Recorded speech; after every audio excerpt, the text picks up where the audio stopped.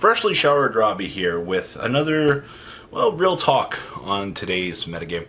We're going to go through and we're going to talk about 5 innovations as we're leaving November here, going into December, that kind of stuck out to me in certain deck lists. So the last couple of hours, deck building, looking through a couple lists from Carlancho store and ready for duel, and I was like, these are sticking out to me as the abnormality. So, another top 5 list brought to you by yours truly. Let's dig on into this, shall we?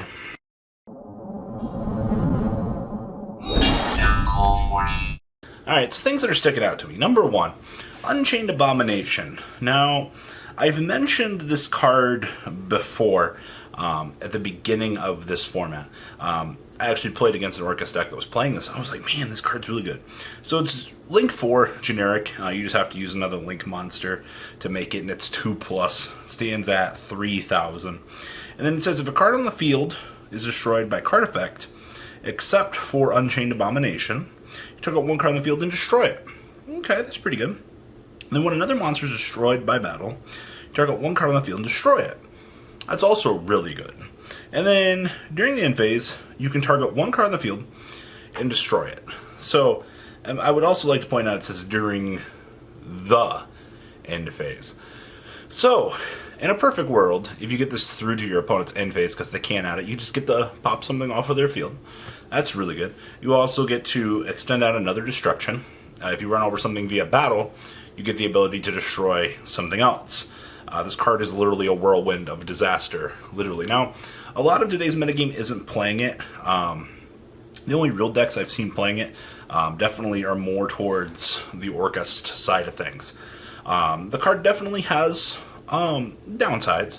Trust me, when you have Borreload and Borrelsword in your metagame, the card does definitely get eclipsed by a lot of those other potentially good cards. So that's something that I do want to say. Abomination is a very interesting tech choice that, if you get the opportunity to play it, is very good, because if you find yourself in a situation where there's a large board being made, or you just need to passively destroy cards, honestly, Unchained Abomination is probably going to be the card for you. Also, Link 4s can be hard to make, but that's besides the point. Alright, so yes, card's very good. Very interesting tech choice in today's format. Being said, number 2 over here is Crackdown. Ladies and gentlemen, Crackdown has been seeing a lot more play. Next to Mind Control, of course, because, Mind Control's a very good card. So, I've seen Crackdown, seeing a lot of play in Orcust, actually. I was like, man, we're really going to the point of playing Crackdown in Orcust. Why are we doing this? So, if you're playing the Sky Striker package, you can take up your opponent's monster. Oh, is that nice little Hayate you got over there? You take it, make your Kagari, and then your opponent's just shut off of that ray that they've invested in. You get the ability to take your opponent's monster, make a Dingresu with it, depending on the situation.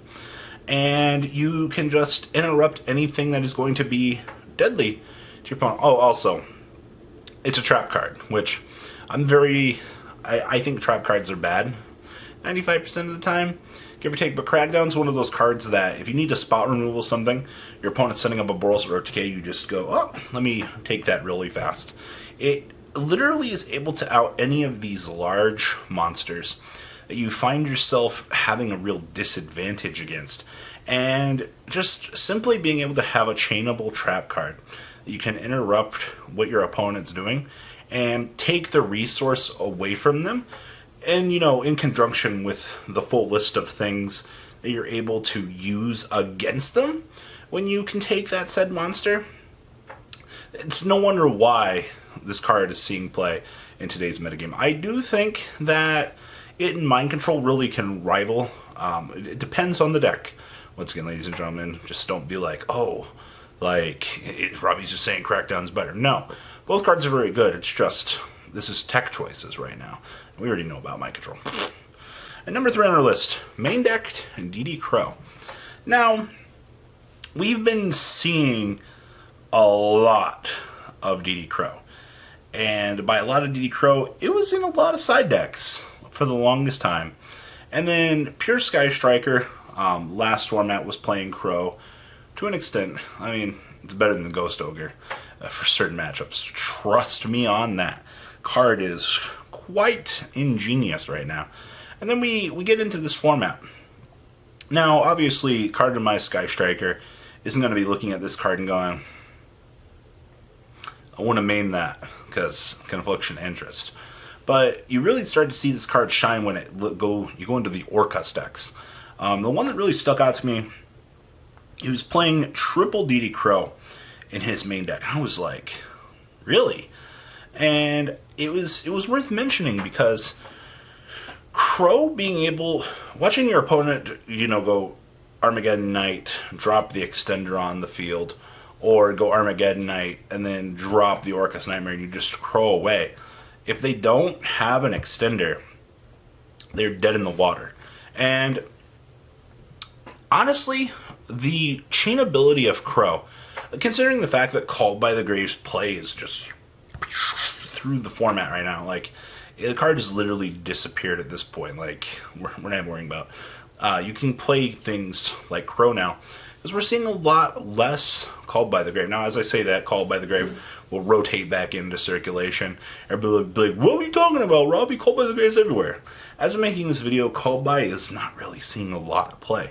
It's almost like we kicked it, the card went from 2 back to 3, we just kicked it off to the side. We're like, no point in playing it anymore.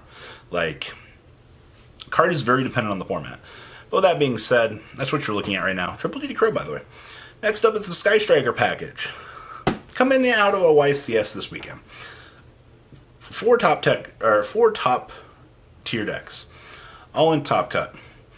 True Draco Sky Striker, Orca Sky Striker, Salad not even playing the damn thing. Like, Salad just is like, me?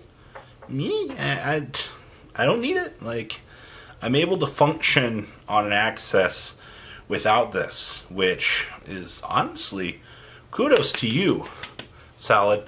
You're doing very well not adapting to the Sky Striker mentality. But we're back to this point, and I said ages ago, we've come full circle now. Orcust players were like, oh, we're going to cut the Sky Striker package, we don't need it. And then all of a sudden we go down like Symbol Skeleton, we go down all these different things. We get into literally the second last YCS of the year, and everybody, all of a sudden, is right back on that Sky Striker package. It's almost like Widow Anchor, Shark Cannon, and drawing a card. All of these are broken to some degree. Players really underestimate that raw +1 and that unknown resource that you can just whoosh out of the cards. Guide me. It's literally, I drew my Extender, go. That is what it's like to be playing this beautiful, beautiful package in your Orcust deck as you're just going, haha, Dingrisu, haha, Crescendo, haha, Galtea, haha, Field Spell, haha, end phase, set another Crescendo, haha, loser. Or you set your return, like, this is what we've gotten into. But draw power, still, in the fundamental game of Yu-Gi-Oh! Is broken. Ladies and gentlemen, why are you not playing the Sky Striker package? Besides being a solid player, or an Altergeist player, I guess. Now that being said, last thing that caught my attention out of events here was we're playing Mystic Mine in Altergeist now. We had an Altergeist that's coming out of the PPG, and I was like, why is there Mystic Mine in this deck? And the more I thought about it, the more I looked at the list, I was like, because Altergeist aren't very good right now. I get it. We're trying to play degenerate cards and just cop out a free win. And then I was like, no, that can't be the case. We wouldn't go that low. But Altergeist does have a couple problems this format. The more that Orcust gains relevance, the less of a chance Altergeist has. Altergeist's best matchup was Thunder for the longest time. Deck is very control-based, evenly matched. It's a hell of a card. We know this. And when you get into this format, you look at the way that things are going, Orcust does not have the worst Altergeist matchup. It's literally like 60-40.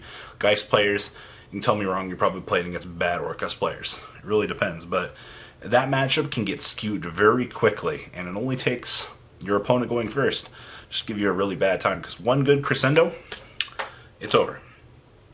So, those are the tech choices I've seen coming out of this format that really caught me by storm. Honestly, it's very interesting. What do you guys think? Please leave a comment down below. Tell me what you guys think. And we'll catch you guys on the flip side. Peace out. The ride never, well, truly ends. Thank you, patrons. Without you guys, I don't know what I'd be wearing in these videos. I might be a truffle shuffle incident all over again. Guys, please also check out Vanquil40 for some awesome Vanguard content. Some other interesting stuff you might find up here on the left or in the description as well. Thanks for watching.